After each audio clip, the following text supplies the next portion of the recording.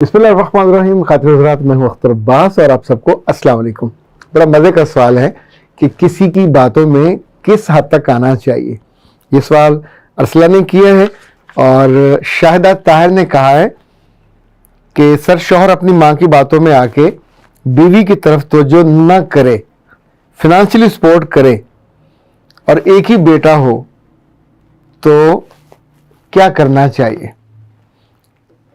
اس کے ساتھ ہی علی زین نے کہا ہے کہ سر میں اپنی ماں کا بڑا بیٹا ہوں، میرے ابا نہیں ہے اور میری ماں گھر آنے پہ مجھے اپنے کمرے میں یا بیوی کے پاس نہیں جانے دیتی جب تک وہ پورے دن کی صورتحال پہ کومنٹری نہیں کر لیتی.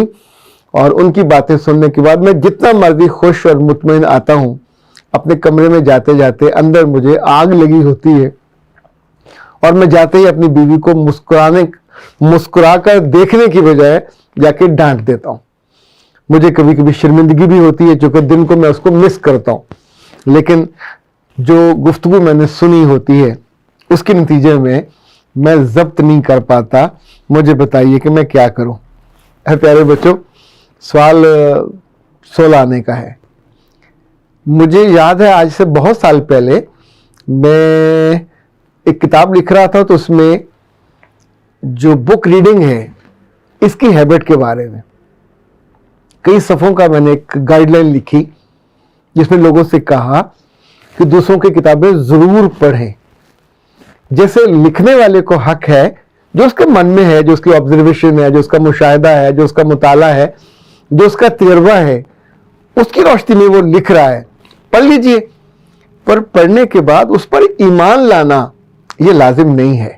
دنیا کے کسی بھی بڑے سے بڑے مصنف سے اختلاف کرنا اتنا ہی آپ کا حق ہے جتنا اس کا لکھنا اس کا حق ہے.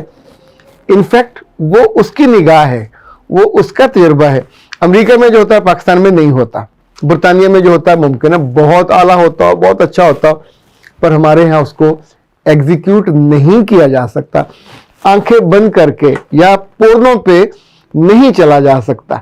آپ کو ہمیشہ جب پڑھتے ہیں جو چائنیز کھانا جب پاکستان میں پہلی دفعہ آیا تو لوگوں سے کھایا نہیں جاتا تھا، وومنٹ ہو جاتا تھا، اتنا پھیکا، اتنا بے سوادہ. آپ کسی بھی ملک میں چلے جائیں، تھائی لینڈ میں چلے جائیں، سنگاپور چلے جائیں، ملائیشیا چلے جائیں، انڈونیشیا چلے جائیں، یہ سارے کھانے اتنے پھیکے اور بے مزہ. ایون مصر جا کے آپ کو کم ہی ہوٹل ہوں گے جہاں پہ کوئی ٹیسٹی کھانا ملے. یہ ان کا ٹیسٹ ہے جو انہوں نے برسوں بعد بنایا ہے. ہم اس کو کیسے اختیار کر لیں؟ چینی کھانا پاکستان میں چائنیز رائس بنتے ہیں، پاکستانی مزاج کے بنتے ہیں. پاکستان میں جتنے شیشلک بنتی ہے یا ہاٹ پلیٹ بنتی ہے اس میں مرچیں اور نمک اور کیچپ سب پاکستانی ٹیسٹ والے ڈالے جاتے ہیں. اور تو اور KFC اور میکڈونلڈ کے حالانکہ اسٹینڈرڈائزڈ ہیں ساری چیزیں، ایون کیوب تک ایک ہی سائز کے ہوتے ہیں، لیکن جب انہوں نے اپنے بناتے ہیں مرغ کے پیس اور اس کا ٹیسٹ پاکستانی ٹیسٹ رکھا جاتا ہے، مرچ والا ہوتا ہے. انہوں نے بعض چیزیں لوکلائز بھی بنائی ہیں، وہ سب پاکستانی ٹیسٹ کے مطابق ہے. یہ عقل ہے، یہ دانش ہے کہ آپ اپنے لحاظ سے ٹیلرڈ کرتے ہیں. اسی طور پہ ایک اصول یاد رکھیے گا، nobody has the right کہ آپ کو وہ پپٹ بنا کے زندگی گزارے. میرے رب نے آپ کو پورا جسم دیا، پوری روح دی اور ایک اورنج سائز کا، کنو سائز کا، مالٹے کے سائز کا دماغ دیا. اس برین میں اتنی گنجائش ہے، آپ کے گھر کا جو سب سے بڑا کمرہ ہے اگر وہ کمپیوٹر سے بھرا ہو، اس کی ہارڈ ڈسکوں سے اور اس کی میموریوں سے، اتنا ڈیٹا چاہیے اس میں، تب اتنا بڑا ہے یہ، اتنی چیزوں کو میمورائز کرتا ہے، اتنی چیزوں کو یہ یاد رکھتا ہے، اتنی چیزوں کو یہ مسلسل اپنے اندر آپریٹو رکھتا ہے، پھر فیصلہ کرتا ہے. تو جو چھوٹے دماغ کے لوگ ہوتے ہیں وہ سوچتے نہیں ہیں، جو چھوٹی بصیرت کے لوگ ہوتے ہیں وہ غور نہیں کرتے. نتیجتاً لوگ ان کو پپٹ بنا کے، اور اگر آپ پپٹ کا آسان ترجمہ کرنا چاہیں تو دولے شاہ کے چوہے بنا دیتے ہیں. دولے شاہ کا چوہا صرف مانگنا جانتا ہے. دولے شاہ کے چوہے کے منہ سے رالیں ٹپک رہی ہوتی ہیں، ایک سا کپڑا پہنا ہوتا ہے، جہاں جہاں اس کو لیے پھرو وہ مانگتا جائے گا، چلتا جائے گا. چھوٹا سا اس کا سر ہوتا ہے جو لوہے کے خود میں رہتا ہے.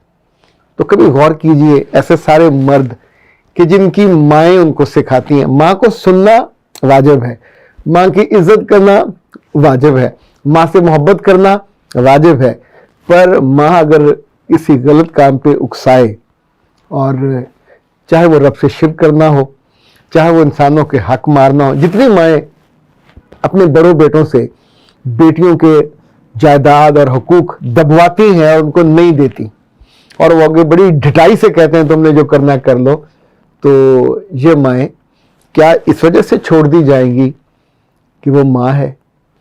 अपनी नाइंसाफी का, अपने जुल्म का, अपनी ज्यादती का बदला तो आपको देना पड़ेगा, ये अल्लाह का फैसला है। कुरान कहता है जर्रा बराबर तुम्हारी नेकी है वो भी तुम्हारे लिए लिखी जाती है, जर्रा बराबर तुम्हारी जो बदी है वो भी तुमको उसका बदला कीमत पे करनी पड़ेगी। सो याद रखिएगा, माँ होने के जितने दर्जे हैं वो सारे आपको ओबे करना चाहिए, लेकिन जब माँ के पास से उठे तो उस लम्हे उन सारी बातों को जो अपने कानों में सुनी, जिसका ताल्लुक आपकी बीवी से, जिसका ताल्लुक आपकी मुआशरत, माँ के कहने पे क्या सुबह शाम जॉब छोड़ देंगे, माँ के कहने पे क्या लोगों से मिलना छोड़ देंगे, माँ के कहने पे क्या बीवी को रोज जाके जूते मारेंगे? अगर ये करेंगे तो आप जैसा नासमझ कोई नहीं है। इन दोनों के बीच में हद तवाज़ुन कायम करना ये अल्लाह का हुक्म है। बीवी की मोहब्बत, बीवी पे खर्च, बीवी को आप खुद लेके आए, वो जबरन चल के नहीं आई, भाग के नहीं आई, उसकी रिस्पॉन्सिबिलिटी आपकी है, चूंकि वो आपके खानदान को लेके आगे चल रही है, तो उसको आप ही ने संभालना भी है, पालना भी है, उससे मोहब्बत भी करनी है, उस मोहब्बत को इज्जत भी देनी है। अगर माँ के कहने पे आप रोजाना अपने आप को दौलत शाह का चूहा बना के ले जाएंगे तो आप सोचिए वो वक्त वो भी जाया, जितनी वहां से नाखुशी मिलेगी उसके आंसू मिलेंगे, बद्दुआ आपको भी मिलेगी, आपकी माँ को भी मिलेगी। और आप दोनों के नामा अमाल में, यानी मैंने तो अल्लाह के रसूल सल्लल्लाहु अलैहि वसल्लम की वो हदीस पढ़ी है कि जो पहले सवालों में से है, बीवी और बच्चों से जो हुस्न सलूक है ये मर्दों के लिए जन्नत की निशानी है। जब तक आप कंवारे होते हैं तो माँ की खिदमत और उसके पांव तले जन्नत है, लेकिन ये जन्नत मोहब्बत के साथ जुड़ी हुई है, ये जन्नत नाफरमानी और अल्लाह के हुक्मों की नाफरमानी के साथ नहीं जुड़ी हुई।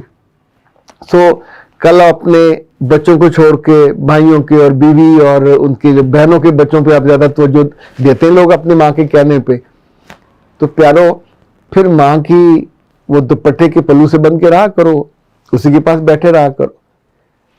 रब ने आपको मर्द बनाया, पूरी अकल दी, पूरी दानिश दी, उसको इस्तेमाल नहीं करना तो फिर क्या करना उसका फायदा?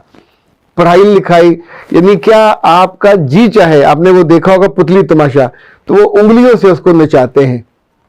हमें अल्लाह ने पुतलियां नहीं बनाया, हमें अकल दी है, दानिश दी है, चीजों को देखा करें।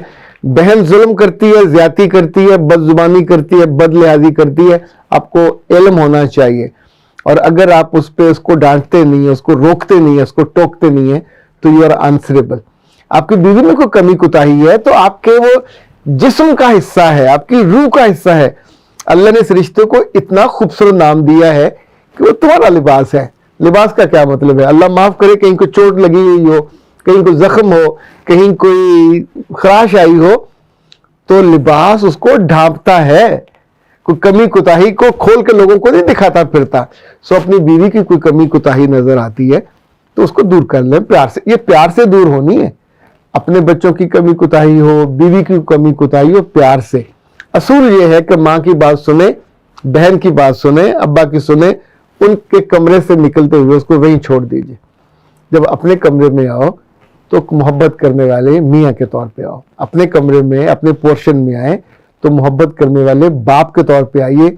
किसी के हाथों का वो पुतलियां बन के मत आइए, कभी भी बड़े नहीं हो सकोगे, कभी भी मर्द नहीं बन सकोगे, कभी घर के सरबला वाली जो कैफियत होती है उसमें नहीं आ सको। सरबराही हमेशा इत्दाल के साथ, सरबराही हमेशा इंसाफ के साथ, सरबराही हमेशा अदल के साथ है। जब भी छोटा बड़ा मौका है तो इन तीनों सामान से गुजारिश यही है कि आप किसी की बातों में इस हद तक आए कि बस उसके जब पास बैठे हो, जब वहां से उठे तो फिर अपना एनालिसिस, अपनी तरजीह, کیا بیوی سے لڑکے آ کے دفتر کو اپنا استعفیٰ دے دیتے ہیں؟ بھی کرتے ہیں نا، جس نے کہا کئی باتیں کہی ہوتی ہیں، ہم وہاں آتے آتے نارمل ہو جاتے ہیں۔